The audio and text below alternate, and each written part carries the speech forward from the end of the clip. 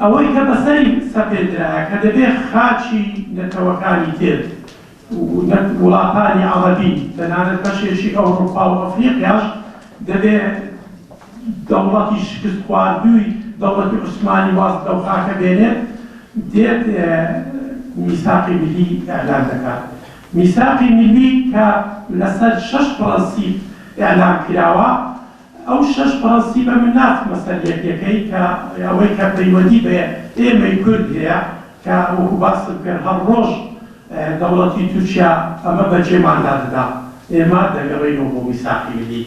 بەندی شەشەمی میثاقی ملی یان پرەنسیپی میثاقی ملی دەڵێت لەگەڵ ئەوەی کە دەوڵەتی تورکیای وێ تعریفێکی میثاقی ملی واتە بەسمکردنەوەی دەوڵەتی تورکیای تازە، ئەو بۆی کە کەمال ئەتاتورک وەکو داڕێژەری ئەو دەوڵەتە ئیدعای بۆ دەکرد.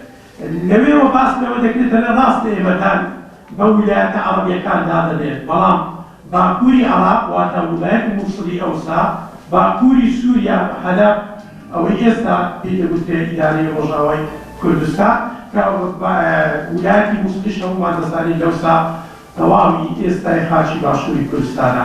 لەوێەوە دەڵێ ئەوە خاچی تورکیایە، یعنی لە میثاقی ملی لە ساڵی 1990 دەوڵەتی تورکیا نەخشەڕێگای داگیرکاری ئەو ناوچەی داڕێژکووە. وێ ئێمە ئەگەر بمانەوێت باس لە داگیرکاری بکەین، باس لە شەڕ بکەین، باس لە تموحی داگیرکەران بکەین، ناکرێ ئەمە لە زەهنی خۆمان لادەین کە مەترسیەک لەسەر باشووری کوردستان هەیەش کە ئەوەی دەوڵەتی تورکیا ئیدعای دەکات بە ناوی جێڕانەوەی باشووری کوردستان بۆ نەخشە گەورەکە.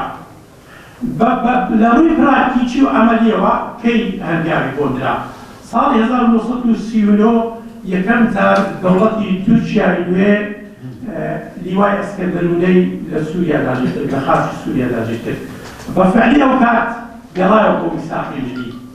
جاری دووەم ساڵی 1974 گەڕا چوو قوبرسی داگیر کرد.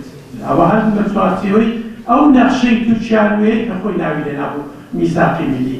لە دوای ڕاپەڕینیشەوە هەتا ئێستا چەندین جار لەژێر عنوانی میثاقی ملی ئەگەر ئیعلانش نەکرابی، بەڵام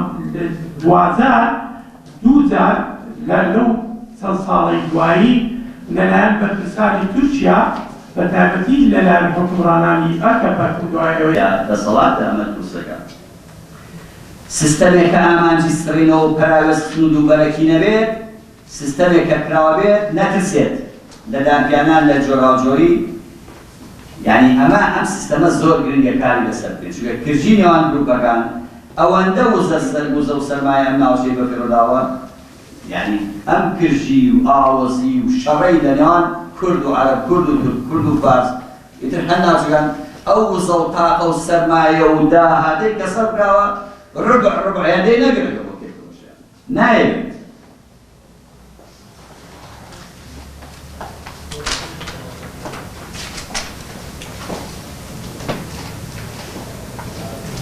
سیستەمی ئەم خەسڵەتانە بنەمای نەبوونی باوەڕ و ئاسایشە، بەبێ بوونی یعنی ئەوەی کە زۆر گرنگە لەما باوەڕ و ئاسایشە، کە بەبێ بوونی باوەڕ و ئاسایش ئەستەمە سیستەمێکی سەقامگیری خۆشوزان لێرە داهاراوە. مەبەست چییە لە باوەڕ؟ لە باوەڕەوەی من حەزمە ئێستا لێرە بەڕاستی من کەسێک من تەسەڵڕ تورکمانی دیابێ، عەرەبی دیابێ، تەسەڵڕ مایکرۆفۆنی تەرجمەکردنی تورکی دیابێ، چونکە گرنگ نییە ئێمە چی بە یەکەڵێن، گرنگ نییە ئێمە هەمڕۆژەڵێن تورکیا وایە ئێران وایە. کەی ئەوە گرنگە؟ کەی ئەوە گرنگە منی سایەوە قسە حورمەتمەیە خۆشەویستن، یعنی ناکرێ من قسە بۆ دەبێ قسە بۆ عەرەب بکەم، عەرەب قسە بۆ من بکە، من قسە بۆ تورک بکەم، یعنی باوەڕی بوون بێت. ئەمە زۆر گرنگە، چەمکی باوەڕی بوون، چونکە باوەڕی بوون ئاسایش هێنێ، ئاسایش باوەڕی بوون هێنێ. ئەم کۆنفرانسانە بۆ خۆمان نەیکەین، ئەبێت دەریکەین لە چوارچێوەی قسەکردنمان کۆڕی. ئێمە ئێستا کەناڵەکانی ڕاگەیاندمان کەمیان بە ئینگلیزی بە عەرەبی قسە دەکەن، کەمیان بە تورکمانی قسە دەکەن. یعنی دەجادەوەی کە دەیان کەناڵی ئەوەی کە باسیان بکرایە کە ئاراسەکرا بۆ برانی تورکمان کە دەیان کۆنفرەنسی لەم جۆرە پاشکرایە بۆیان. مێژووی ئەوروپاوە دەدەخات کە سەقامگیری درێژخایەنە، دەبێتە مای کەڵەکەبوون و داشتنی بنەماکانی گەشە و کوشتێزەرانی. بەڵام سیستەمی ناسەکانی هەمیشە لە هەڵبەست و دابەزە لە هەر ڕۆژەکانێکە هەموو سەرمایه‌داران سپڕە بێت.